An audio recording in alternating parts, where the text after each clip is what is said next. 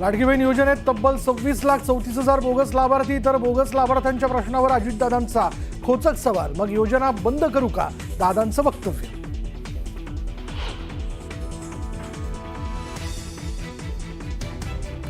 आरक्षणाच्या मागणीकडे सरकारने लक्ष न दिल्यानं चलो मुंबईचा मनोज जरांगेंचा नारा. मुंबईत शांततेनं आंदोलन करायचं, बीडमधील इशारा बैठकीतून जरांगेंचं आवाहन.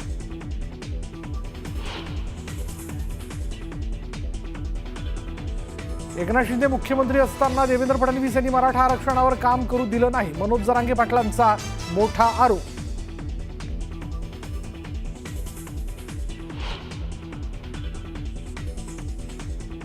आमच्या सरकारने मराठा समाजाला आरक्षण दिलं तरी लोकशाही मार्गाने कुणी आंदोलन करत असेल तर त्यांची भूमिका समजून घेऊ. जरांगेंच्या आंदोलनावर मुख्यमंत्र्यांची प्रतिक्रिया.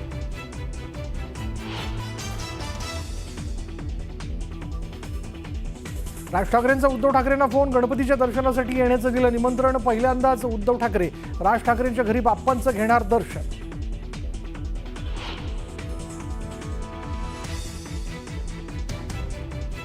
पालिका निवडणुकांच्या पार्श्वभूमीवर उद्धव ठाकरे ऍक्शन मोडवर. मतदार याद्यांची घरोघरी जाऊन तपासणी करा, ठाकरेंचे कार्यकर्त्यांना आदेश.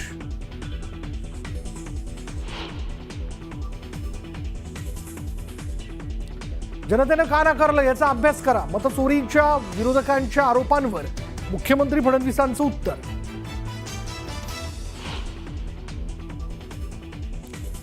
सात दिवसांनंतर नांदेडमधील पूरग्रस्त हसनाळ गावात अतुल सावे आणि अशोक चव्हाणांकडून पाहणी. ग्रामस्थांकडून संताप व्यक्त, जोरदार घोषणाबाजी.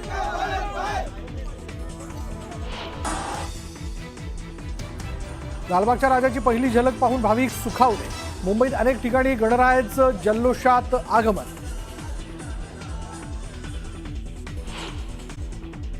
नवी मुंबई पालिकेच्या निवडणुकीत मंदा म्हात्रेंचे कुटुंबीय उतरणार आहेत. बेलापूर गावातून मुलगा निलेश म्हात्रे किंवा सून नमिता म्हात्रे निवडणुकीमध्ये लढणार आहेत. तब्बल 20 वर्षांनंतर मंदा म्हात्रेंचे कुटुंबीय निवडणुकीच्या रिंगणात उतरत आहेत.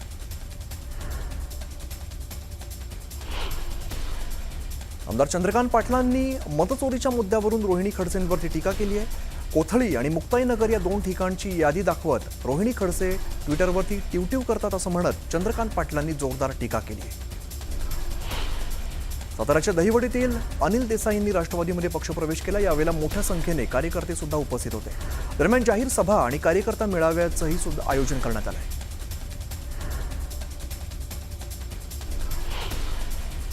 चंद्रपूरच्या चिमूर या ठिकाणी भाजप आमदार बंटी भांडगिया यांनी भागवत सप्ताहाचं आयोजन केलेलं होतं. मुख्यमंत्री देवेंद्र फडणवीसांनी भागवत सप्ताह सोहळ्याला उपस्थिती लावली. संगमनेरमध्ये उपमुख्यमंत्री एकनाथ शिंदे यांच्या रॅली दरम्यान कार्यकर्त्यांनी गोंधळ घातला. त्यामुळे सभेसाठी आलेल्या गोंधळ घालणाऱ्या शिवसेनेच्या कार्यकर्त्यांवरती पोलिसांनी लाठीचार्ज केला. मनोज जरांगेंच्या मुंबईतील आंदोलनासाठी माळशिरस तालुक्यामध्ये मराठा समाजाची बैठक झाली. तालुक्यातील 400 महिलांनी मुंबईला येण्याची तयारी दर्शवलेली आहे. यंदा मराठा समाज बांधव मुंबईच्या समुद्रामध्ये गणपती विसर्जन करणार आहे. बहिणाबाई चौधरींच्या स्मारकासाठी गिरीश महाजनांनी निधी दिल्यामुळे मंत्री भुजबळांनी त्यांचं कौतुक केलंय. गिरीश महाजनांचा संकटमोचक म्हणून उल्लेख करत त्यांनी आभार मानले.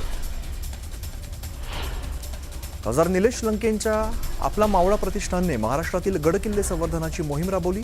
मावळा प्रतिष्ठानच्या कार्यकर्त्यांकडून गडांवरती जात स्वच्छता करण्यात येते. दरम्यान वृक्षारोपण सुद्धा केलं जात आहे.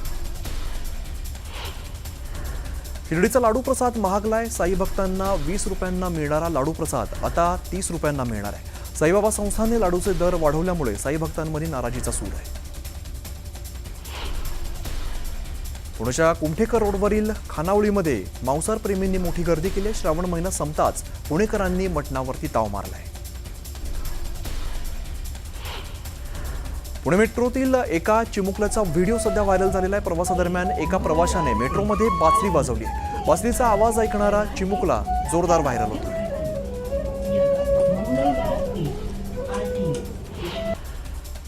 पुण्याच्या तुळशीबाग आणि मंडई परिसरातील अतिक्रमणावरती कारवाई करण्यात आली आहे. पोलीस आणि पालिकेने या परिसरातील अतिक्रमणं हटवलेली आहेत. ऐन गणेशोत्सवाच्या पार्श्वभूमीवर कारवाई केल्यामुळे दुकान मालकांनी मात्र नाराजी व्यक्त केली आहे. विरारमध्ये ग्राहकाने ऑनलाईन मागवलेल्या आईस्क्रीममध्ये किडे आढळून आलेत. या प्रकरणावरती संताप व्यक्त करत शिवसेना पक्षाचे निळेगाव शाखा प्रमुख हितेश दिलीप घरत यांनी स्टोअरला भेट देत जाब विचारले आणि ग्राहकांच्या फसवणुकीचा प्रकार उघडकीस आणलाय.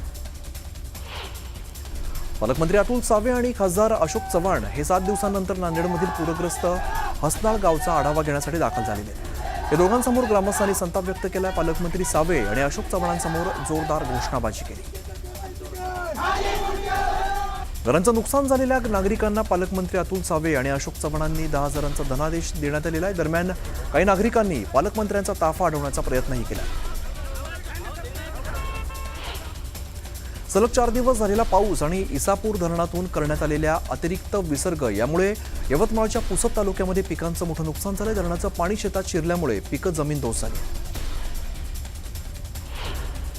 नंदुरबारच्या मोलगी गावात एकाच दिवसामध्ये 111.8 मिलीमीटर पावसाची नोंद झाली. मुसळधार पावसामुळे मोलगी गावातील जनजीवन विस्कळीत झालंय. काही ठिकाणी दरड कोसळल्याच्या घटना घडल्या. बुलढाणा जिल्ह्यातील चिखली तालुक्यामध्ये अतिवृष्टीमुळे बाधित झालेल्या भागांची प्रतापराव जाधव यांनी शेतकऱ्यांच्या बांधावरती जात पाहणी केलेली आहे. शेतकऱ्यांसोबत संवाद साधत तात्काळ मदत देण्याच्या सूचना संबंधित विभागाला दिल्या. रत्नागिरी जिल्ह्यातील खेडमध्ये कोकणवासी संतप्त झाल्याचं पाहायला मिळालंय. ग्रामीण भागातील अनेक फेऱ्या रद्द झाल्यामुळे गावी जायचं कसं असा सवाल विचारत खेड बस स्थानकातील एसटी बसेस रोखण्यात आल्या. मुंबई गोवा महामार्गावरती मोठी वाहतूक कोंडी झाली आहे. खेडमधून आवाशी, लवेल आणि लोटे या भागामध्ये वाहनांच्या लांबच लांब रांगा लागल्याचं पाहायला मिळतंय. दरम्यान ही वाहतूक कोंडी सोडवताना प्रशासनाची चांगलीच दमछाक झाली. बदलापूर शहराला पाणीपुरवठा करणारं बॅरेज आणि बारवी धरण 100% भरलेलं असताना सुद्धा बदलापूरकरांना पाण्याच्या समस्येला तोंड द्यावं लागतंय. गेल्या 3 वर्षांपासून पाण्याची समस्या अद्याप सुटलेली नाही. त्यामुळे संतप्त बदलापूरकरांनी रस्त्यावरती उतरत प्रशासनाविरोधात घोषणाबाजी करत निषेध नोंदवलाय. जळगावच्या 40 गावमध्ये महात्मा फुले आणि सावित्रीबाई फुलेंच्या स्मारकाचं लोकार्पण करण्यात आलंय. मंत्री छगन भुजबळ आणि गिरीश महाजनांच्या हस्ते लोकार्पण करण्यात आलं.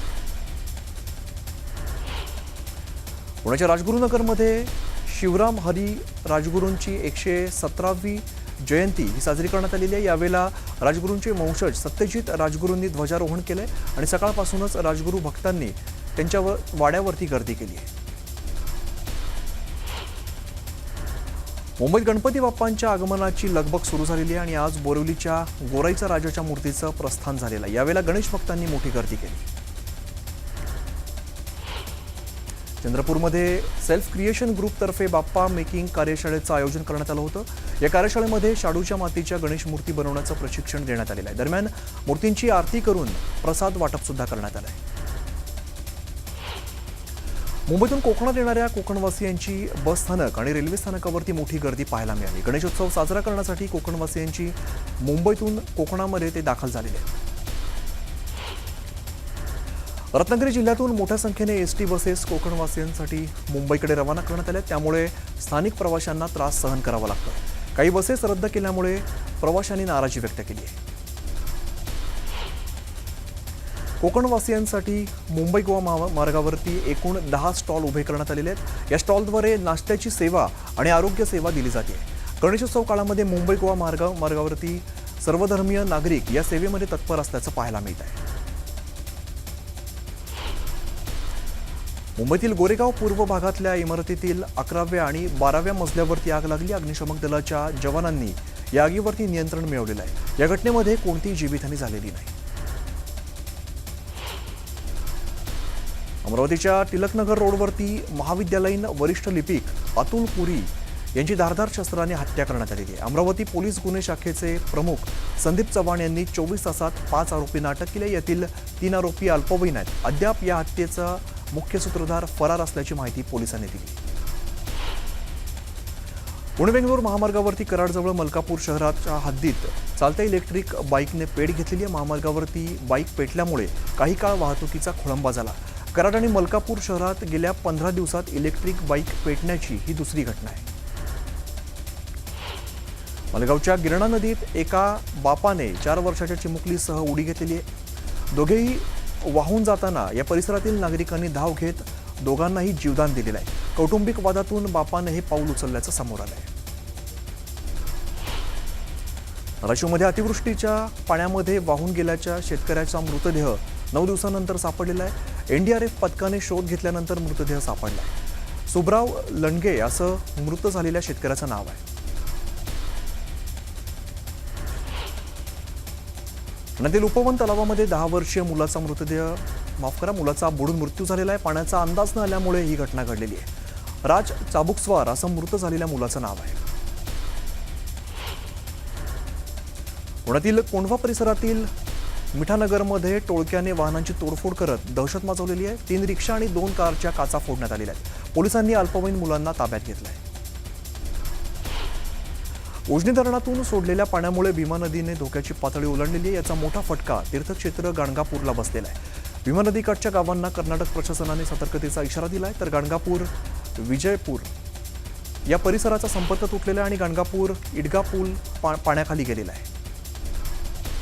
कोयना धरणामध्ये पावसाची संततधार सुरू असल्यामुळे पुन्हा कोयना धरणाचे सर्व दरवाजे 1 फुटांनी उघडण्यात आलेत. कोयना धरणातून 10,400 क्युसेक पाण्याचा विसर्ग कोयना नदीपात्रात सुरू करण्यात आला आहे. मनमाडच्या कळवण भागातील चणकापूर धरणातील पाणीसाठ्यामध्ये मोठ्या प्रमाणात वाढ झाली, त्यामुळे धरणातील 3 दरवाजे उघडण्यात आले. दरम्यान नदीकाठच्या नागरिकांना सतर्कतेचा इशारा दिला आहे. नागपूरच्या भिवापुरात भरधाव कारचं नियंत्रण सुटून भीषण अपघात झालाय.